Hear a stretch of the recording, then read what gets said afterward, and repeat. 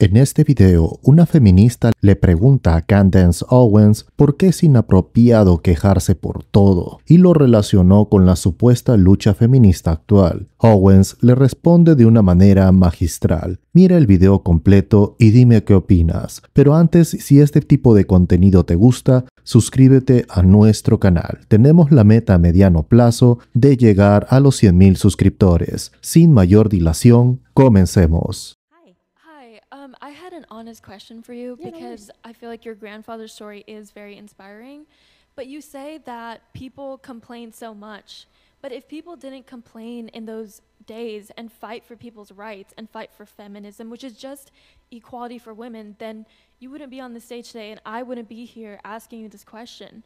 And so if people aren't complaining, as you say, and fighting for rights, then nothing would happen. So how can you reconcile these differences? Yeah, so first I want to say I understand your sentiment because when I was your age, I thought the same thing, that feminism is just about equality.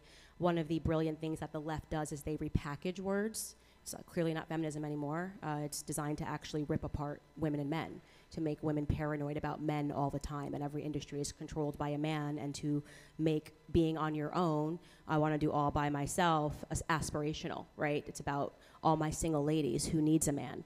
So just because you're using the word feminism, it doesn't mean that it is feminism, right? And as best evidenced by the fact that they just keep using it when obviously we are on equal footing with men, and unless you can tell me what you're not allowed to do as a woman in society that men are allowed to do, right? That would be like a systemic problem that we would need to fix. And so also I want to just remind you that I said earlier that you don't know true history, and when you wake up to the evils of feminism, they were fixated on breaking up the family. They liked death, right? They were creating a cult of death and destruction everywhere, all across the world. And just to be clear, the earliest iteration of a feminist that you're talking about that you deem to be heroic would be Margaret Sanger. That's a first wave feminist, and she hated me, so I feel nothing towards those feminists. And when I look around and I see women who are now crying on TikTok, and they don't understand, they did everything they were supposed to do, and I actually empathize and sympathize with them, and then suddenly they're in the world and they're making $25,000 a year and they can't do bad all by themselves, single ladies, and actually their bodies start coming online and their biology starts coming online, and they actually want to get married and have children, and they're realizing that they've stepped into a design that they were promised was going to be, as you hear, it's just going to be great, it's all going to be amazing, and it actually isn't that amazing. I don't know why. What are we even fighting anymore? Men holding doors? That's the new feminist cause? Like, no, equality means don't hold the door. No, I like when men pay for my meals. Love when my husband pays for my meals when we're recording. I like having the door held for me. In a perfect world, our society was so much better when women were involved every single day with their children before we handed them over to the Department of Education.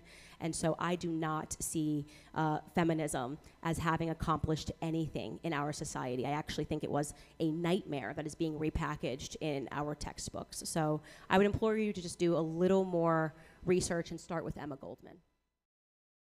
¿Crees tú que sea algo malo que un hombre pague la cena en una salida? Y si eres mujer, ¿te gusta cuando tu esposo, novio o digámoslo pretendiente hace ello? Déjamelo saber en los comentarios. Algunas mujeres pueden sentirse más seguras o protegidas cuando un hombre paga por la cena, ya que puede percibirse como un gesto de compromiso y cuidado hacia ellas. Para algunas personas, el acto de pagar por la cena puede tener connotaciones románticas y simbólicas, demostrando interés y atención hacia la otra persona. El gesto de pagar por la cena puede interpretarse como un signo de compromiso y cuidado por parte del hombre hacia la mujer, lo que puede hacer que ella se sienta más valorada y segura en la relación. Algunas mujeres pueden asociar el acto de que un hombre pague por la cena con un sentido de protección y seguridad. Esto puede reflejar la idea de que el hombre está dispuesto a asumir la responsabilidad financiera y cuidar de la mujer, lo que puede generar un sentimiento de seguridad emocional. El hecho de que un hombre pague por la cena puede percibirse como un indicador de estabilidad financiera, lo que puede hacer que la mujer se sienta más segura en términos de la capacidad del hombre para proporcionar y apoyar en una relación. Y aquí culmina este video. Si te gustó, dale like, coméntalo y compártelo. Gracias, hasta luego.